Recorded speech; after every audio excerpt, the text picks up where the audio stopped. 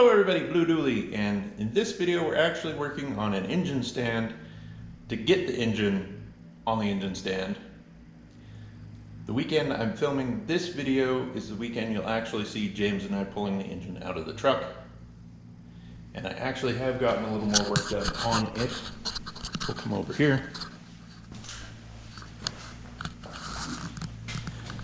I have the engine and the transmission, bell housing disconnected from the engine. The engine's resting on a piece of 2x6 and a piece of chunk steel underneath the oil pan. I set it down very gently so it wouldn't damage the oil pan. The clutch plate is toast. It's just about down to the rivets on this side.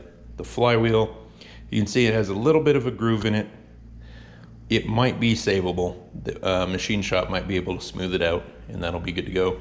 The pressure plate, I'm not sure if it's savable or usable. The throwout bearing is toast.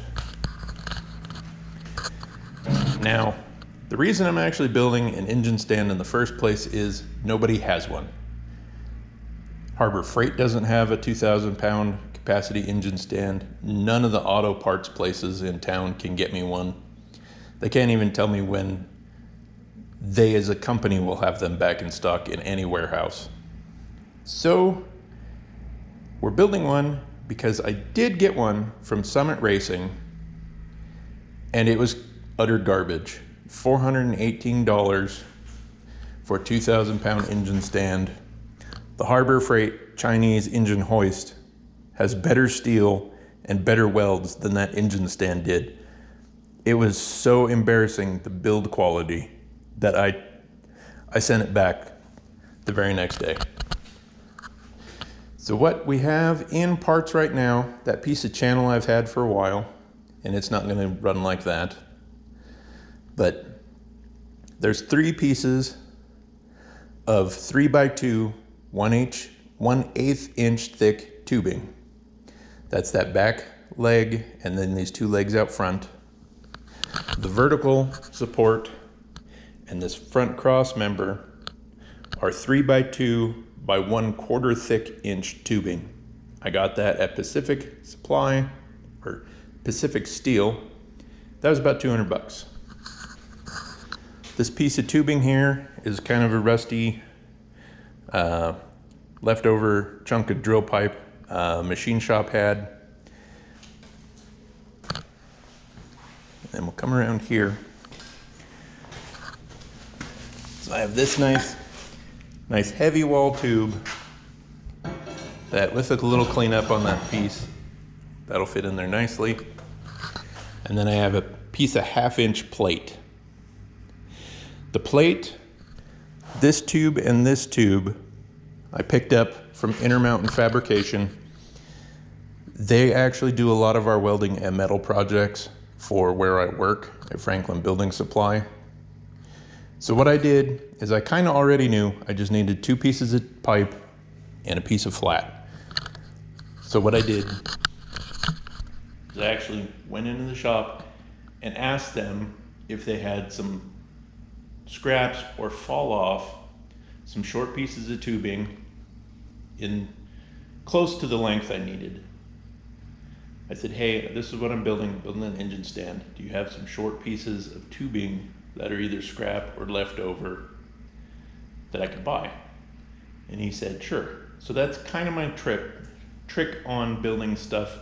If you need small pieces of metal, like this piece of pipe, plate, or that pipe, it's all under a foot. In most places that sell steel sell it by the foot. So be polite.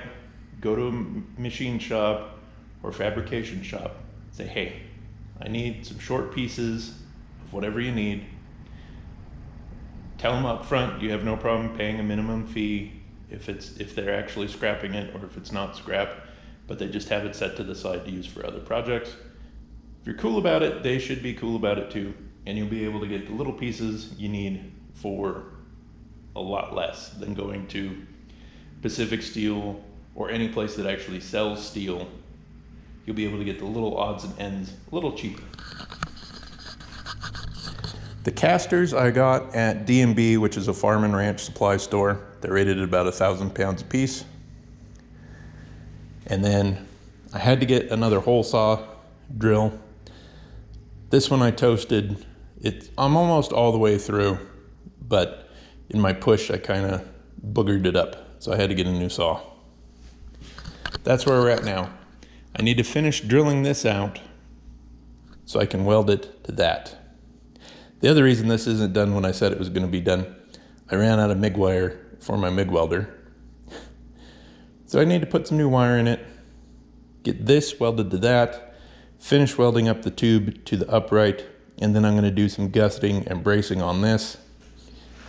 It's going to be far heavier than it needs to be. It won't fold, but that's okay. I can just slide it underneath this part of the workbench and it'll be out of the way. So let me finish drilling some holes and then we'll kind of cover what else we're working on. Engine stand update. We have the casters and the wheels welded on. I spaced these out a little wide. I thought about centering them, but then I thought, you know what, let's put them out a little wide just to make the stand a little more stable. I'm working on welding this second tube in kind of in an angle. The weld on this side is kind of ugly, so I'm going to grind that out and hit it again. I need to finish welding in that. I don't think I'm going to weld all the way up this opening here, but I got a pretty good weld there. I think the other side actually is a little cleaner looking. They're not super perfect, but judging from the discoloration in the tube and that piece of pipe, I'm pretty confident I got it hot enough that we're burning in and getting good penetration. This one's a little ugly, but that's what a grinder's for. So now what I think we're doing is this piece of channel is actually going to run from this cross member, and I think I'm going to butt it up right here, and that'll keep it from wanting to fold over and keep this angle a little shallower so the oil pan won't hit it and things like that. But I definitely can tell from the heat of some of the parts I am getting enough heat into the metal to get decent penetration. Again, if you're a better welder than I, you're probably cringing at my welds, but it's going to be overbuilt and it's not going to be probably as pretty as other people have built, but it's going to hold and do everything I need it to do, and that's pretty much the important part at this point in time. I got the rest of the engine, well, not the rest of the engine. I got what the bell housing bolts to off the engine. So we are down to bare block, and what I'm going to do is that piece of half is wide enough it catches outside to outside. So I'm going to drill the 2 holes in that 1/2-inch plate and bolt it right here to these 2, I'm believing. That way it'll get it up high enough I don't have to worry about the oil pan hitting, and I'll have to get some longer bolts so I can space it out so I'm not rubbing up against the back of the crank. But that's where we're at right now. Got a little bit of primer on it. I wasn't happy with my little cross brace there or up here, so I cut those off, redid them. A few of my welds are kind of ugly, but I'm pretty sure I got decent penetration on everything. The wheels are all welded in, and that's about as welded as I'm going to be able to get it with my machine. If I needed more heat, I'll have to borrow a 220 machine. So on the back of the engine,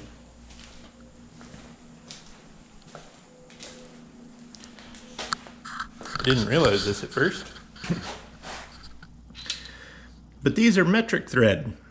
So took a little while to find some bolts and some spacers. These are just loose. because I just need them to hold it off of the back of the crankshaft. But that 1/2 inch plate's going to bolt in here. I need to mark and drill the holes for these. But these are the bolts that hold the bell housing adapter or plate to the engine, and then the bell housing attaches to that. So these should be in here deep enough to support the engine, and I'm not sure which grade these are, but they're 12 millimeter. They're 12 by 1.7 bolts.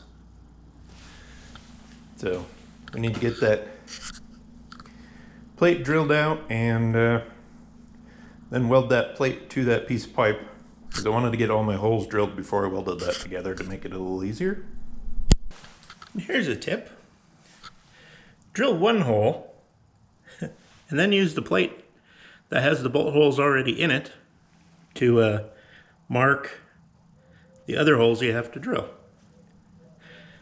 I just thought of that. I was trying to mark them on with the bolts in the block, and then I was like, hey dumbass, why don't you just use that plate that already has the holes drilled in it and use that as a guide? So there we go. So I got 2 more holes to drill, and then we'll be ready to see if she fits. Got that welded inside and outside. 4 bolts. I torqued them down pretty snug. My only mistake is I did not get it perfectly straight when I tacked it in. So it's a little crooked, but I think I'm gonna live with it. So now what we need to do is raise the engine up, get the engine hoist, jam it in there and see if it holds. So let's, I'll get it picked up here, and then we'll set the camera up to actually film getting it in.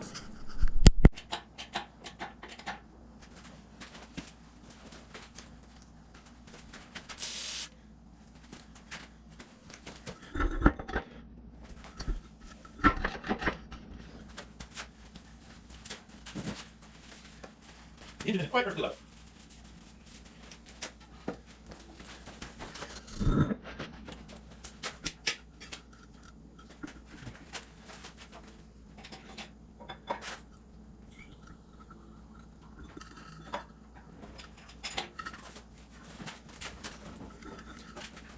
Now I might be bound up just a bit.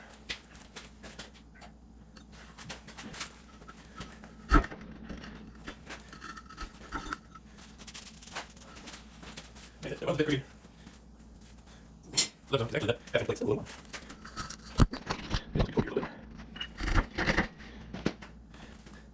Just about there.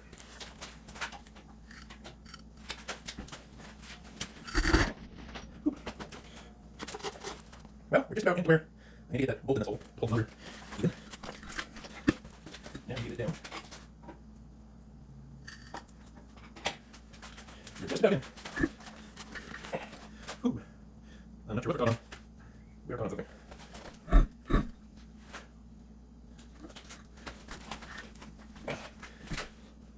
Well, there's a piece of it.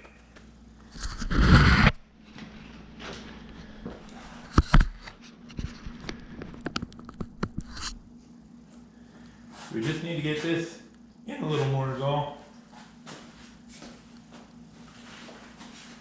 I don't know if I need an up or a down.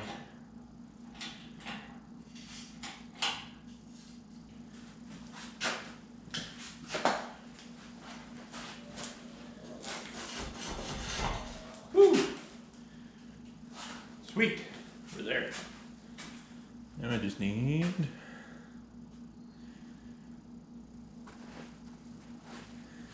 to get the bolt in.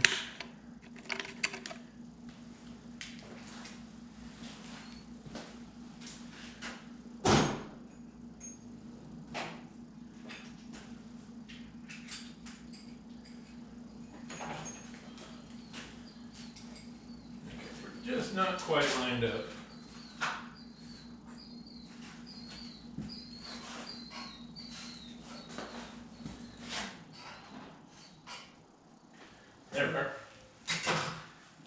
sliding pretty good now, so.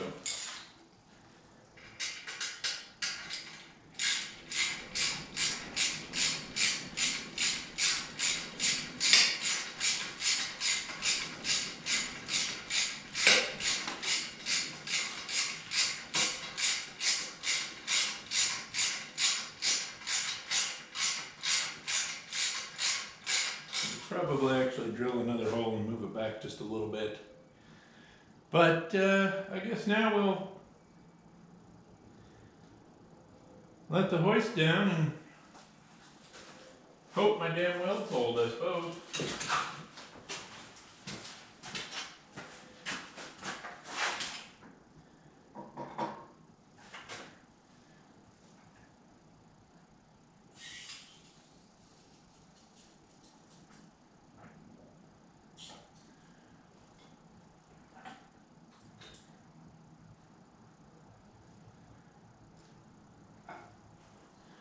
Okay, the engine is entirely on the stand.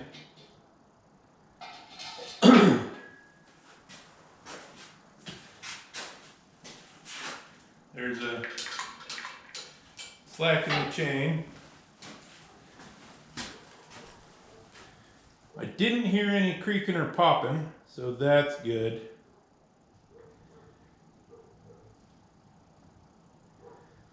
I am a bit concerned that the engine's sitting too far forward.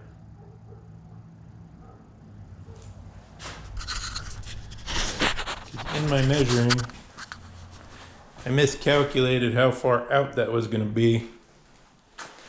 Although, it looks like the pulleys are just slightly ahead of them front casters. Guess maybe I better aim you down a little bit. And unfortunately now,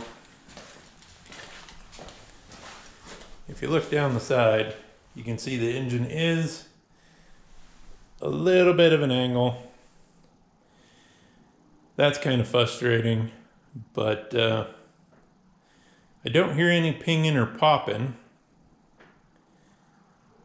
So that's good. I didn't hear anything crack. Like I said, I didn't hear any pings from the weld cracking or anything like that. So it does seem to be fairly stable.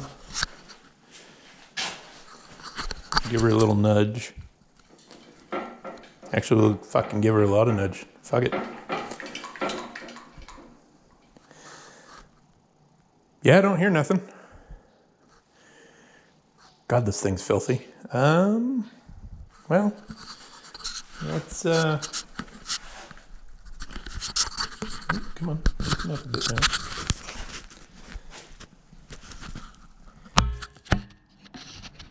That's not gonna work. There we go. I guess we'll put you there, and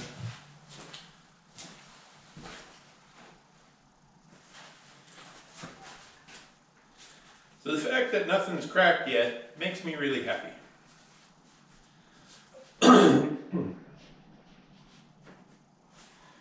I wish my welds were prettier and a little straighter. That would have been nice.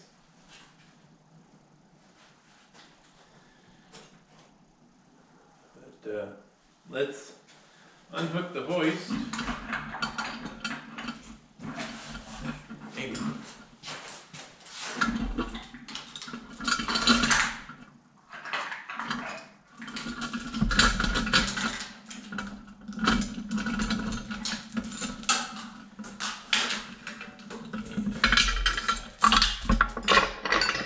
Them up and over for now. And I guess we'll see how easy these roll.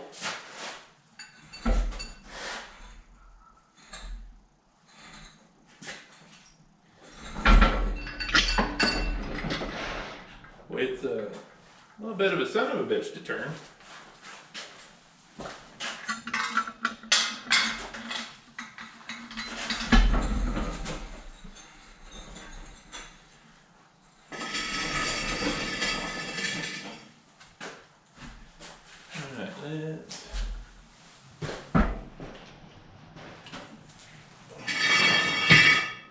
that piece of steel out of the way, and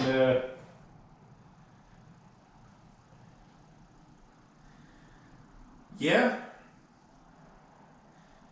it's not a pretty stand. Even after paint, it's not going to be super pretty, but I don't see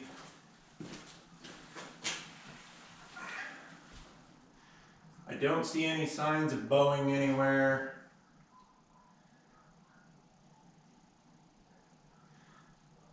The wheels seem to be in good shape.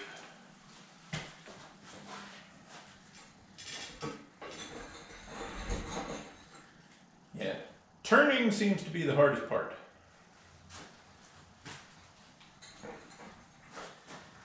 He does not want to turn.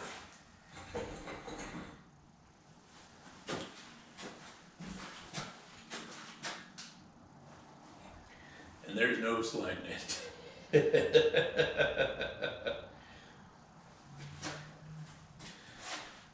Whew. Well, that's I'm pretty goddamn happy with that. It's still not an easy engine to move. I think if it was back a little further, it might make it a bit easier. Of course, if all the accessories weren't still on it, it might be easier. So.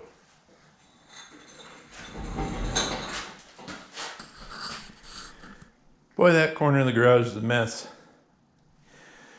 I tipped the transmission over when I was trying to scoot it and dumped most of the gear oil out of it. So that's a bunch of floor dry.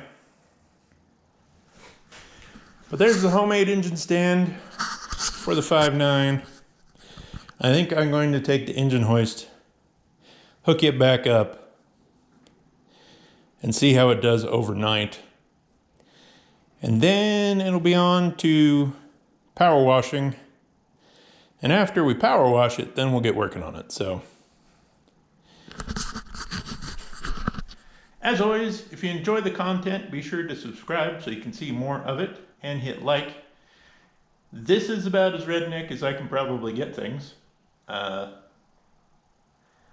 did go to school to be a mechanic. I'm not a welder. I know how to weld, but I'm not going to claim that I'm super duper awesome welder. That's why we're going to hook the engine hoist back up, just in case partway through the night, if something fails, the engine's not going to fall to the floor. So we'll catch you in the next one.